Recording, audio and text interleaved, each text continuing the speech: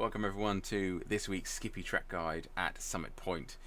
Now, this is a wonderful little track for the Skip Barber. It's really good fun, quite, well, in the Skippy, quite high speed corners that have only got one line through them, and if you get them right, you're going to get a good lap time.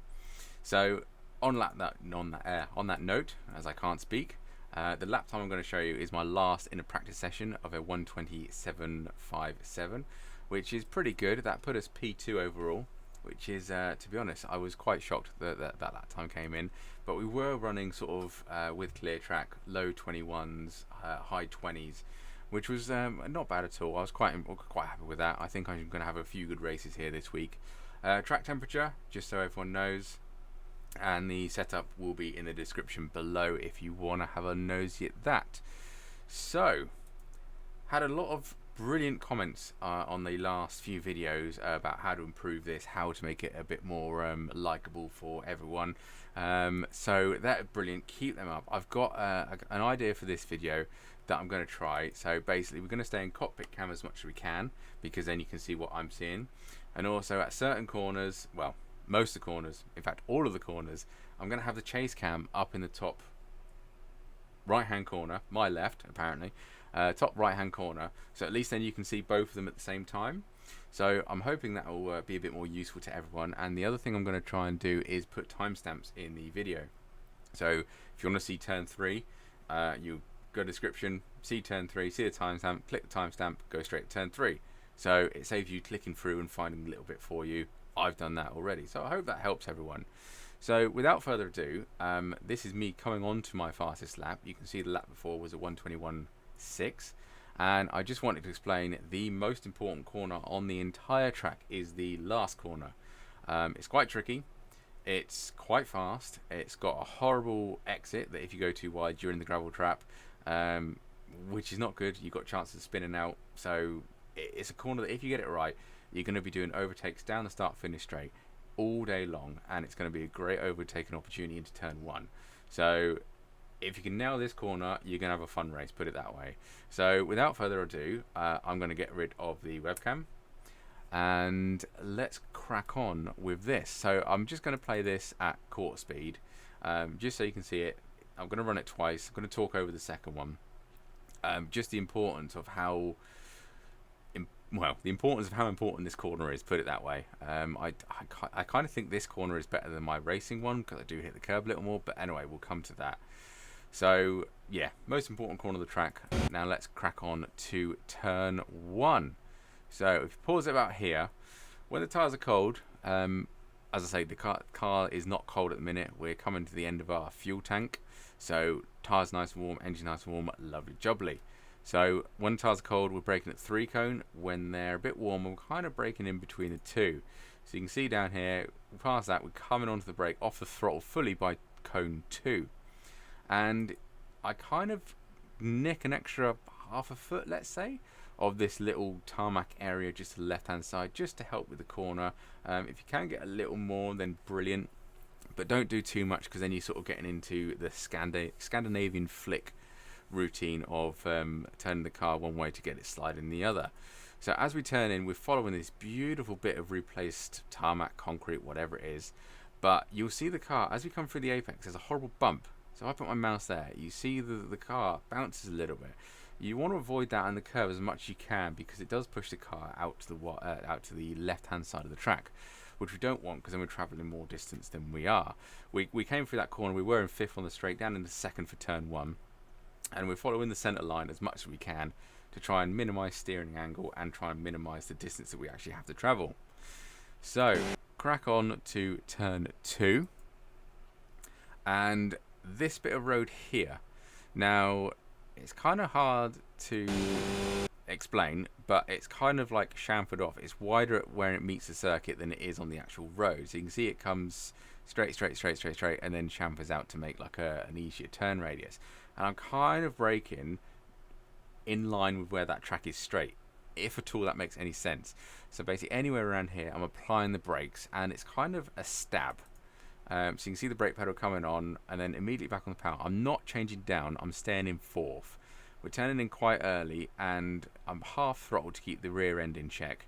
And you can take a bit more curve than that, it kind of benefits you sometimes, but it can push you wide. Now you can run a tyre, as I do here, on the dirt without any issue, but if you go too far wide, you got chances of spinning out and you will get an off track, which is not good. So that's one of them tricky corners that you can gain a lot of time, but also people are, if you're going through there, you know, fast, then prepare for people not to be as fast. It's one of them corners that there'll be brilliant people and there'll be, you know, people that still need to get a little better with it. So be prepared for catching people up, particularly at this kink here, which I'm now in 5th gear, and I try and take it full throttle, but I do chicken out. I do have a slight lift on entry. So now we're coming into turn 4, I believe. Yes, it is turn 4. And I'm quite quickly on the brakes and straight off the throttle because it's a 2nd gear corner and it's cambered on the inside. So you don't want to be turning the car with brake on because you will get a snap of oversteer. Now I do get a snap of oversteer, so I was being a little bit too cheeky with the brake pedal. But this shadow made by the tree that's on the right hand side that has now gone out of shot annoyingly, that kind of is my braking point. You can kind of use the position of the, I don't know what they're called in different, well, we call them portaloos, basically little ones you find on workshops and, you know, shows and festivals and all that ones. They're blue in this country, they're obviously grey in other countries, but I kind of use that as a marker, so when I can kind of see that at this angle, that's what I slam on. Otherwise, there's no other sort of trackside ones because we've both got walls of tyres, which is not helpful. So you have to open up your field of view a little bit, as in your eyeballs, not the actual game field of view, and pick points that are further away. So as I say, braking massively in a straight line all the way down in 2nd gear, and watch the steering wheel, you will see a snap of oversteer because I'm still on the brake. There it is. So we're able to correct it, and that does annoyingly put me a bit too much on this curb. Again, it's got a lovely bit of redone tarmac, or concrete. I think it's tarmac, to be honest, but that's the kind of line you want to do. I kind of stay on this, but then follow the line down here because I like straight lining to turn 5. So there's no point going out wide and then coming back to the left hand side of the track. I just stay left. So a nice late apex, stay on the left hand side of the track. In my eyes, seems a quicker route. Whether it is or not, you'll have to do some tests yourself and let me know. So we're straight lining into turn 5. Didn't change gear, we're still in 2nd, and I do take quite a lot of curve here, which I advise you not to, because I was finding, as with Jules Villeneuve, I was finding when you were getting on the power, you can hear the tyres spinning, or at least the inside tyre. So again, we're following this redone bit of tarmac, which is brilliant around this track because it's like you got your nice little area of where you want to be. Changing up into 3rd as quickly as we can, and we're trying to basically set all these corners now.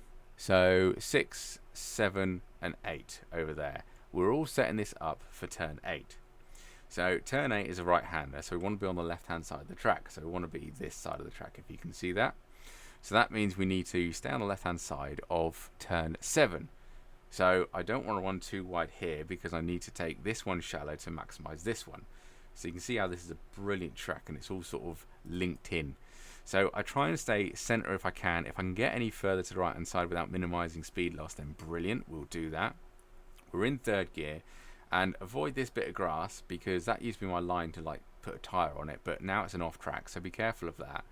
And we're kind of in the middle half of the left hand half of the track, if that makes sense. If you can get further left, brilliant, but be careful because you don't want to start turning in with your tyres on the grass because you will spin out. So as you can see here, I change into 4th before the corner.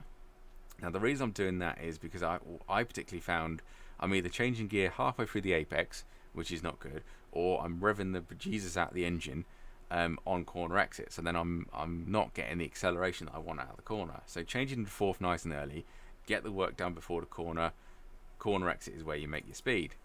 So you can take curb here, but I kind of avoid it because you can kind of get on the grass here and spin out and cause all sorts of issues.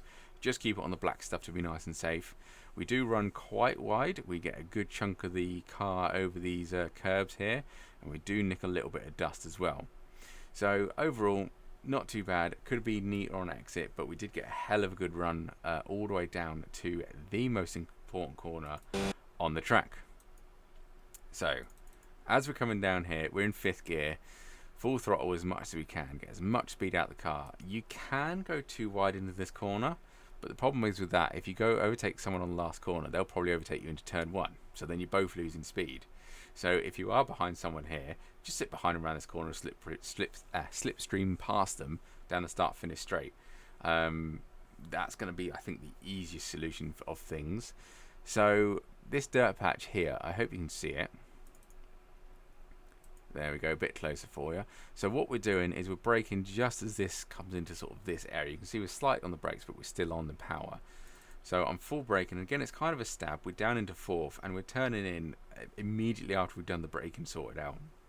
So you can see here, I do take a bit of curb, and you want to be on power before, you want to get the turning done and be on power before the apex of the corner to keep the rear end of the car in check. It's a really tricky corner to get right, but when you do it right, you're so quick down the straight, it's unreal. As you can see there, use all of the track on the exit. You don't want to use too much. You can get a tyre onto the dirt, but you've got risk of oversteering and things like that. So you can use all of that curb, and the amount of speed you gain down here is astronomical, which in turn helps you on the next lap, because here is the start-finish line.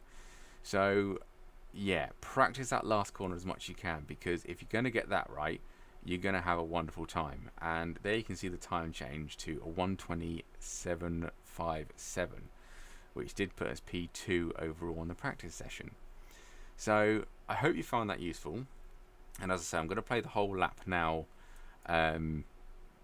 in full speed so you can see where my lines are, see what the car's doing, and I hope that helped with the chase cam in the top right hand corner.